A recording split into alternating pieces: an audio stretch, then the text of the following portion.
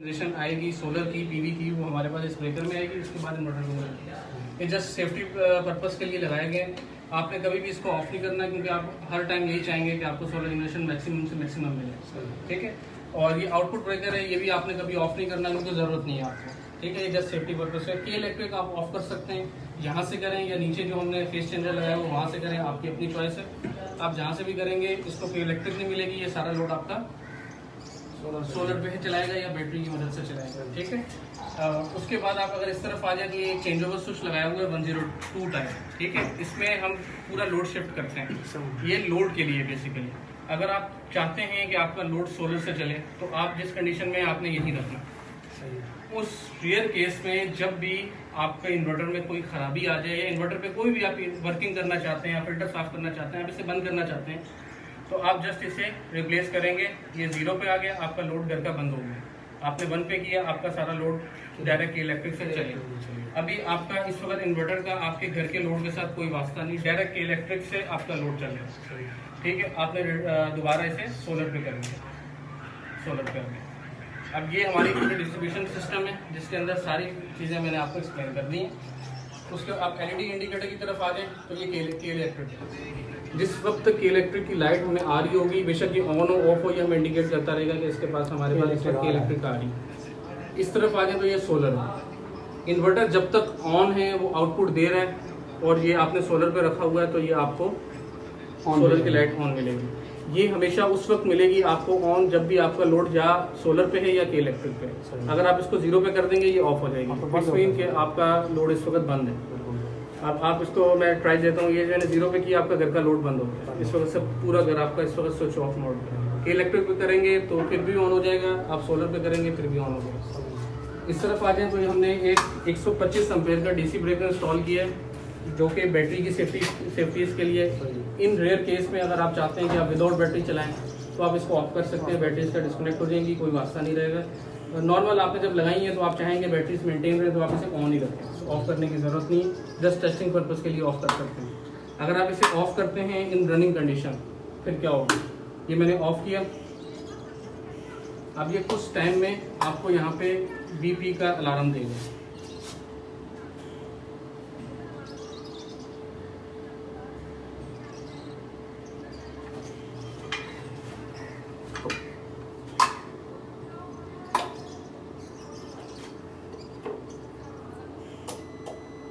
ये देखें, ये फॉल्ट नंबर 15 BP आ गया हमारे पास। वो इंडिकेट कर रहा है कि हमारे पास बैटरी डिस्कनेक्ट हो गई।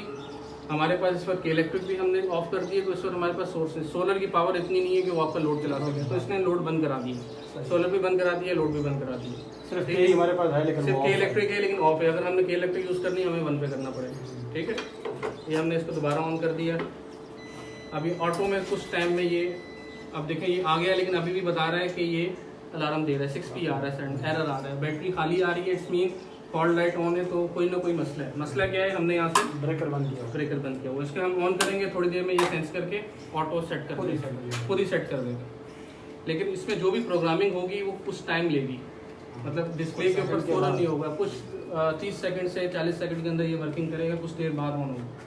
बाकी अगर इन्वर्टर की तरफ आप आ जाएँ तो इन्वर्टर के ऊपर कोई हमारे पास कोई चीज़ मॉनिटरिंग सिस्टम सिर्फ LED है। ये LCD लगी हुई है जो LED है जी। अब देखें हमने ये ऑन कर दिया था, थोड़ी देर में ये बैटरी चार्ज होना शुरू हो गई है हमारी। इस तरफ इसका एक बटन होता है जिसे आप ऑफ करेंगे तो इन्वर्टर ऑफ हो जाएगा। ठीक है।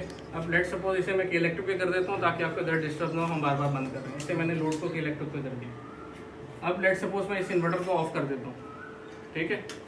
ये मैंने ऑफ कर दिया। इन्वर्टर हमारा ऑफ हो गया, लेकिन प्रायोरिटी हमने बैटरीज की रखी हुई है इस वक्त सेटिंग में कि हम ऑफ भी कर दें ना, बैटरी वो फुली चार्ज होती है। अब आपने ऑफ भी कर दिया, ये ऑफ नहीं हुआ, इसने इन्वर्टर ऑफ कर दिया, सप्लाई नहीं दे रहा नीचे, लेकिन क्या हो रहा है? सोलर से बैटरीज चार्ज कर रहा है। बैटरी चार्ज हो रहा है, बैटरीज आपकी चार्ज है, बैटरीज अप्रोक्सीमेट फुली चार्ज है आपकी। ठीक है। ये देखने सिंबल इसका आ रहा है आपके पास। उसके बाद मैं इसको ऑन कर देता हूँ। ऑन किया, इसने लोड शिफ्ट करा दिया, ये ऑन हो गई हमारे पास इंडिकेशन में। बैटरी ऑटो पे खुद चलता रहेगा। हमने ये 180 एम्पेयर की 2 बैटरीज यूज़ की हैं, ट्यूबलर ओसाका ब्रांड में। अब अगर इन्वर्टर की तरफ आ जाए तो इसका डिस्प्ले बहुत ही अच्छा है, सबसे अच्छा डिस्प्ले, क्योंकि इसके अंदर मैक्सिमम आपको चीज़ें 1 व्यू में समझ आ जाती है। इस वक्त क्या हो रहा है? इस वक्त क्या हो रहा है हमारे पास, अगर हम यहाँ थोड़ा सा करीब करें, सोलर जनरेशन हमारे पास है कम, तो सोलर से इस वक्त सिर्फ बैटरी चार्ज हो रही है।